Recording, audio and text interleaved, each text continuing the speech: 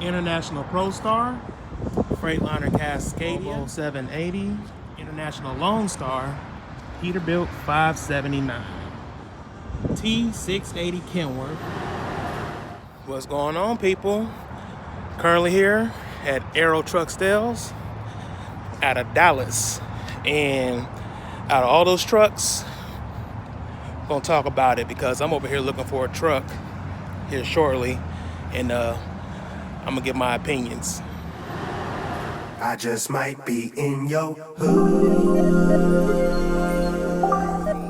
out of here, man. You dumbass niggas. You niggas is silly out here trying to look cute and shit, man. I Don't just play, might man. This be shit's in your serious, bro. Niggas wanna come and talk to me about all this dumb shit. My opinions on these trucks. Well, first let me start off by saying I know I've been quiet, but man, I've been working and hustling. You know, that's what we do, making this money. So now I'm to the point where I'm looking to get a truck, and I know with LCAP, I know Aero Truck Sales is one of their program, you know, I don't know the word I'm looking for. You know what I mean? One of the program listings on LCAP. And one of the things it comes with is a warranty, 6 month or 50,000 miles. What it doesn't tell you is that they don't cover the after treatment, even though on the website it says plus after treatment warranty. They only do that to people that buys the extended warranty.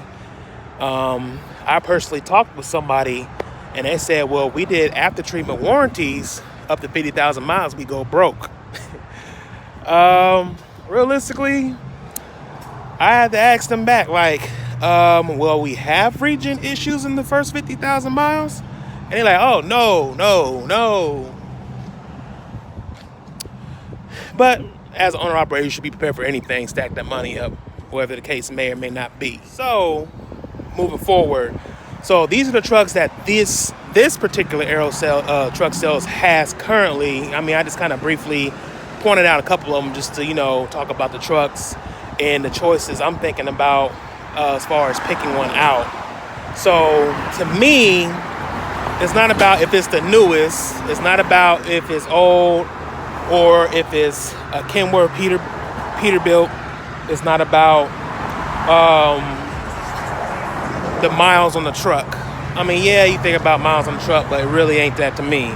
The reason why I say that, is that a G63S? I had to look at that car. You know I'm at a dealership, so I'm over here walking around looking at cars too, because I want to upgrade that as well. But I swear I got ADD, but don't worry about it. But at one point in time, before I have what I have now, I was actually looking at this particular car.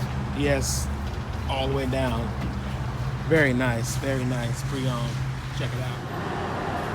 Anyways, I'm particularly looking for the engine. A lot of people will say probably Cummins ISX is the most common one people will try to look for. Just the fact that it's a Cummins, it has history with making decent engines. So that's usually the one people will specifically look for. But to me, I think they're kind of overpriced at this point. DD15s, I've done that route. I'm not saying they're bad engines, but man, I don't think they're worth what they ask for. I honestly don't. I really don't. That's my opinion on it. The Cat C15s, great engines. I know they're not, I know they don't have the after treatment on it, which is one of the reasons why they're still great. They're great engines. Any of these engines are typically $20K plus to rebuild at some point. But as far as the Cat is concerned, in my opinion, I believe you will get the most miles out of a Cat and the less problems if you can deal with the $700 15K oil changes that they charge at Cat. Very reliable. It costs the most, but man, Cat, you can't beat a Cat. I'm not a Cat guy, but you can't beat a Cat. So I'll really be remiss if I didn't say the Detroit 60 series as well. I know I was talking about Cat C15, but I needed to throw in there if I could really have it my way, which I kind of can. I would get a glider or buy an old truck with a 60 series in it. That engine is the cheapest to rebuild, especially if you know about the bull gear. I mean, a lot of people probably wouldn't ask about the bull gear, but yeah, if the bull gear is bad, then, but yeah, it's one of the engines you have to ask for them to also replace the bull gear. But a rebuild on a 60 series is about $8,000, and that's far cheaper than all these other engines. But I definitely wanted to put that side note in there because I did mention it throughout the video. As I go down the line, the Volvo D13s, I've driven one, but I had a pre-emission one. It was a 2004 Volvo that I had, and it had a D13 in it, and I really didn't get no problems out of it. And that's maybe because of the after treatment. I mean, let's be honest. Realistically, emissions kill these engines. If you take the emissions off of all these engines and build them the way they're supposed to be built, I guarantee you they'll be much better. They'll last much longer. You have less problems. But snap back in reality. So now I'm going down to the engine that people seem to hate the most, but very few actually that I've came across as far as an owner-operator's perspective don't say much about. And yes, you probably guessed what it is. It's a Paccar. P-A-C-C-A-R, Paccar. Oh, yeah, I know you look like Paccar. No, don't do it. I be hearing it. Run away from the engine.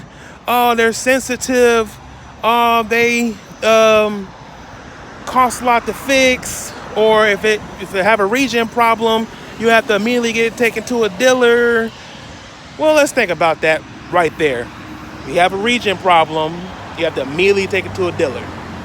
Think about that. You're not gonna keep going unless it get fixed. Let's be real.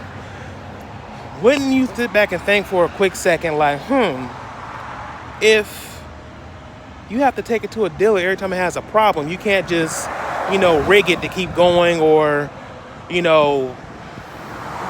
just keep going, period, until it get worse. Don't you think that they'll be better maintained if that was the case? I mean, just be honestly, these mega carriers buy fleets of these Paccar trucks. Now, when we talk about transmissions between automatic and manual, obviously I'm a manual guy, 13-speed preferably, Or if I could have it my way, I get an 18-speed, drop the gear ratio from a 358 to a 308, you know what I'm saying? But we ain't talking about all that. I don't know nothing. I just drive trucks. I'm not a truck driver. So what I'm saying is, with Packars, I've been looking at them online. I was really avoiding them at first, but then the more I avoided them, I started thinking to myself, why am I really avoiding these engines? Is it because of what I know as a fact about these engines because I had one before, which I haven't? Or is it because what everybody that's telling me that somebody told them, somebody told them? This is one of those situations where you got to unlearn what you heard and take a risk and try it for yourself. Me and my partner, we've been talking about trucks a lot lately, and we was like, man, Cummins, you need to rebuild those motors anywhere between 400,000 to 700,000 miles. DD15s, might be a little bit better with that. You might have to rebuild those, closer to 1 million. Cats go much further than that. I don't have to even bring those up, and they don't have emissions on them anyways. But Paccar, have you ever heard of a Paccar engine, a rebuilt Paccar engine? I don't think I have. You might have. You might be that one person that's watching this video be like, oh yeah, my motor blew up in the first 1,000 miles. Well, think about this. You might have got a defective engine. It was obviously under warranty. They replaced it, and you either ran away from it afterwards, or you kept riding, you're still riding. I hear a lot of guys talk about how they get Paccar, and they're happy with the engine. I'm not talking about company drivers. I'm talking about actual owner-operators. I talk to dealers. Yeah, they might be a little biased, trying to sell a truck. That's true. But in reality, they're not an owner operator, true enough, but realistically, there's some truth to what they're saying. You know, they're selling these units. Somebody's buying them.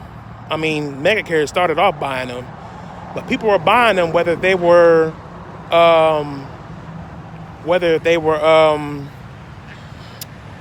automatics or manuals. So my problem really is the ones here at this dealership. All the Paccars here are automatics, and the guy that was there that was helping me was trying to compare automatics to manuals by saying automatics is as good as a manual. It does the same job. You can still control the gears, you know, so on and so forth. Well, you really can't talk to a truck driver and tell us it's the same, because we drive thousands of miles on a weekly basis. So I wasn't even going to argue with that. I kind of just want to hear what he had to say, you know, in that kind of retrospect. But me, I prefer, like I told you, 13 speed. So to boil it down, you know what engine I'm looking at. You know what my preference is on the transmission.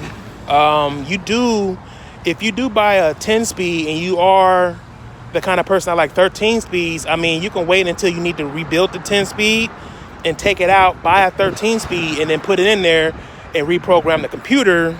I mean, you're going to get a core charge for the transmission they take out to go towards the transmission you bought or towards the labor anyway. So, I mean, that's something to do, but some guys kind of want to get a 13 speed off the jump. I personally do, you know. But anyways, so you know that. Now, what kind of truck I'm looking for? Well, I need something spacious. It don't have to be new, but it definitely don't care if it's old. But out of all these trucks, I believe the T680 and the Peterbilt 579 or 89, 579. Those are the two trucks that stand out to me. Now, I do like the Peterbilt better in design and looks, if that meant anything in decision making of buying a truck. But what I don't like with the Peterbilt is the bed, the bunks. They do got a big bed. I mean, if you go online and look at these Peterbilts, the pictures make them look small. And I don't know if it's just the pictures I looked at or the truck I physically looked at. But the bed is actually a decent size for two people. But what I don't like is the top bunk is so close. Like, if anybody ever driven a Cascadia, you can sit up in your bed and have the top bunk down and you still have headroom above your head.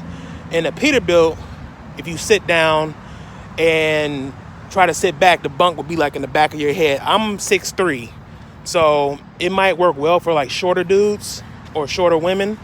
But for my height, it doesn't, especially if there's two people in there, because there's no way we're going to lay in the bed and try to sit up and hit our head on the top bunk, because we're leaving it down because we're using it as, you know, additional storage and stuff. So I'll get back to this T680 in a second. But I actually looked at a Lonestar. I used to really like those trucks a few years ago. You know, I like the long hood style. They do have 13 speeds, Cummins, at this dealership. That's definitely my preference setup for a truck. I actually got in one of those, and it felt like a Peterbilt 579. I'm not saying that it's disrespectful comparing International to a Peterbilt, but I'm talking about as far as the bunk part. You sit on the bed. It's not as big as a Peterbilt bed, but then the top bunk, same thing. You hit the back of your head. But other than that Lonestar is really laid out nice. It has a lot of nice stuff in it, and I definitely like the exterior styling, but it's just not gonna work for me. Volvos, I love the space in them. The space is definitely what I'm looking for. But honestly, with this emission stuff, I do not want to have a D13, and most of them come with I-shift transmissions anyways, and I don't do automatics. I don't know about them. I'm not even going to touch into that right now, but no thank you. So it boils down to this T680. It has the room, it has the styling. If I could find a Paccar with a 13 speed or at least a 10 speed, that would be good enough. APU preferred. I know they selling these Paccars without APUs, and that was a question because usually the mega carriers, when they buy them, they typically come on the truck. You'll always see an APU on a Paccar truck if you ever look for trucks online. And people say you can't idle them, they're sensitive, so on and so forth. And I asked the dealer, of course you're going to say they're not sensitive, you can idle them. Of course you can idle them, which I think you can. It's a diesel engine. A diesel engine can be idled, you know, and I don't see why not. I guess from our perspective, we don't want to have it idle because it has to regen, and if for some reason it can't regen, you'll wake up to a check engine light or the truck cut off in the morning. I really hope Paccar guys is watching this video, whether you're an employee or you own one, and get your perspective. I actually still doing research on them, the no maintenance costs. I mean, from what I hear, 15K to 20,000 miles on the PM change. My personal preference, I would use a full synthetic blend. It costs more, but you'll get more engine life out of that truck, and that in tunes makes more money. I hear about the cam failing under 400,000 miles. I don't know if that's true. I looked under the hood of one. I feel like a lot of parts are typically easy to get to, except for like the power steering pump and a few other components. But I definitely like the way they got the rubber hosing under the truck, and those are easy to replace. A lot of things is real close to touch. It's a whole different setup on these Paccar engines where the placement of everything is. And I honestly, right now, seeing used Paccars being sold for, sold with over 900,000 miles on them, and they ain't had no rebuild or nothing yet. Whether I sound like I know what I'm talking about or I don't, it's my opinion. Me personally, I would definitely consider taking a risk on a Paccar, because at the end of the day, whether it's Cummins, Detroit, Paccar, Volvo,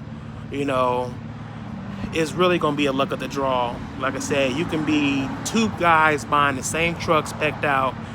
One of them may have more problems than the other. I mean, it's just the luck of the draw, and it's how the person take care of it. Some of these guys that buys these engines probably ain't taking care of them properly, or they're gonna say they are, or they didn't have the chance to. But I don't know. I really don't see why people are running away from these engines yet. But me, I'm a hands-on guy. I'll buy it. If you want to say and comment, I'm gonna go out of business quicker than anybody else, then that's fine. I hope you own the Paccar and you're an owner operator, not just some company driver that's always in the shop not making no money, because that's the kind of guys I think I'm hearing this from, or guys that's heard it from somebody else and they're just repeating what they said. But at the end of the day, I'm definitely still looking at trucks. I'm still doing research, but I just want to share my opinion and show off Arrow a little bit, talk a little bit about it. If y'all have any questions, comment below. If y'all got any experiences with Paccars, comment below, or if you just wanted to shout out, comment below. But I'm checking out.